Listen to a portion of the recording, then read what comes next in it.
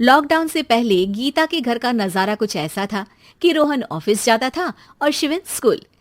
जिनके घर से जाने के बाद गीता काम खत्म करके बाकी समय आराम करती थी। लेकिन लॉकडाउन के बाद ऑफिस और स्कूल घर में ही खुल गए और इससे गीता का हाल वो तो आपको देखने में ही मजा आएगा। शिवेन, ओ शिवेन, महाराज उठने के लिए क्या 21 तोपों की सलामी लेंगे? अरे बिस्तर से बाहर निकल, ऑनलाइन क्लास स्टार्ट होने वाली है। अरे तुम भी हद करती हो, स्पीकर की तरह चिल्लाने की क्या जरूरत है? दिख नहीं रहा मेरी कॉन्फ्रेंस चल रही है। अब कैमरा और स्पीकर ऑन कर रहा हूं, मुझे कोई शोर नहीं चाहिए। इस पर जैसे ही रोहन लैपटॉप का कैमरा और स्पीकर ऑन करता है तभी कुकर की सीटी बजती है।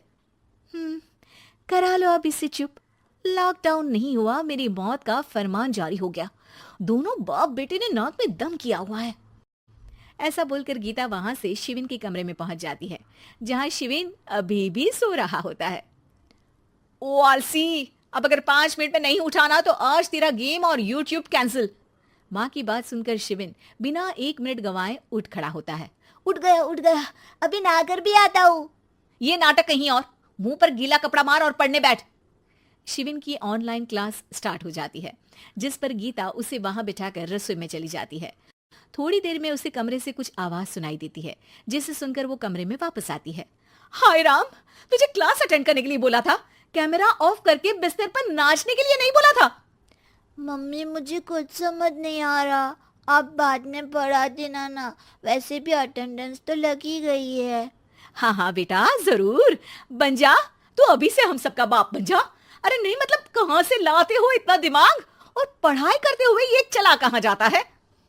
नाइस क्वेश्चन, दिमाग से पूछकर बता दूंगा। शिविन की बातों से परेशान होकर गीता उसे मारने के लिए जैसे ही आगे बढ़ती है तभी वो कमरे से बाहर भाग जाता है। अब शिविन आगे आगे और गीता हाथ में चप्पल पकड़े उसके पीछे पीछे पूरे घर में दोनों घूम रहे होते हैं।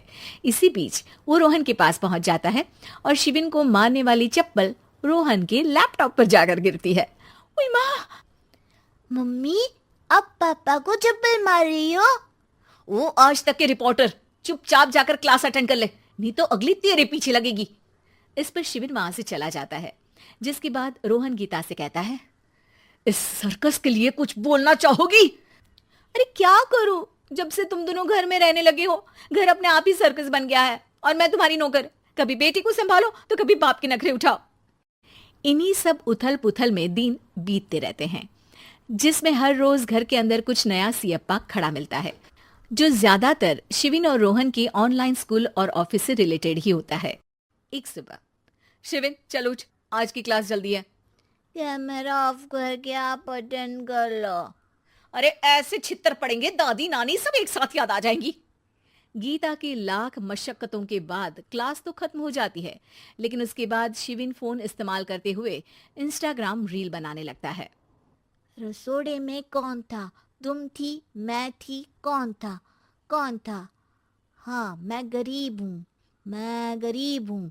अरे ओ गरीब के बेटे, आजा, मैं बनाती हूँ तुझे गरीब। मैं बताती हूँ रसोड़ी में कौन था। पढ़ाई करने बोलो तो इनकी माँ मर जाती है, और ये पागलपंतियां जितनी मर्जी करा लो। गीता शिविन को डांट रही होती है, तभी रोहन बीच में बोल पड़ता है। अरे बच्चा ही तो है, इतना गुस्सा क्यों कर रही हो? बेटे का साथ देने की इसी एक कोशिश में अब शिविन के साथ साथ रोहन भी गीता के गुस्से की सूली पर चढ़ जाता है। अगर बेटे पर इतना ही प्यार आ रहा है तो इसे क्लास अटेंड क्यों नहीं कराते, इसका होमवर्क क्यों नहीं कराते? उस समय तो बहुत जल्दी मीटिंग आ जाती है, वो काम मैं करूं और यहाँ इस बेफिजुली की चीज में तरफदारी करके बन जाओ महान। हे भगवान, कोई तो इनके ऑफिस और स्कूल खुलवाओ, मैं इन्हें और घर में नहीं सह सकती। अरे कुछ और मांग लेती, क्योंकि तुम्हारी ये विश इस साल तो पूरी होने से रही, कोरोना। हाय नास बेटे ने जिंदगी ही बर्बाद कर दी। खाए कोई पचाए कोई, कल मुझे चुन चुन कर सबको मेरी बद्दुआ लगेगी। उन्होंने दुनिया का और इन बाप बेटे दोनों ने मेरा जीना मुश्किल कर दिया। गीता वहां से चली जाती है, जिसके बाद रोहन शिविन से कहता है, अरे तुम्हारी मम्मी इतनी भड़की हुई क्यों है?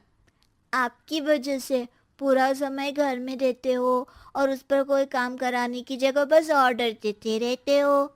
अच्छा बेटे, सारा इल्जाम मुझ पर, पूरा दिन तो वो तुम पर ही चिल्लाती है। हाँ, मतलब दोनों का 50-50 है, कुछ करना पड़ेगा।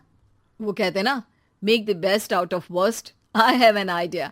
वैसे तुम्हारी माँ सही कहती है, बहुत जुबान चलाने लगे हो, कम बोला करो। अगली सुबह रोहन और शिविन अपनी गलती को सुधारने के लिए गीता के उठने से पहले घर का आधा काम खत्म कर देते हैं, जिसे देखकर गीता खुश हो जाती है और फिर बाकी बचा काम वो तीनों मिलकर पूरा कर लेते हैं। जिसके बाद अब वो सब मिल बांट कर हर काम में एक दूसरे की मदद करते हुए लॉकडाउन का मजा लेने लगते हैं।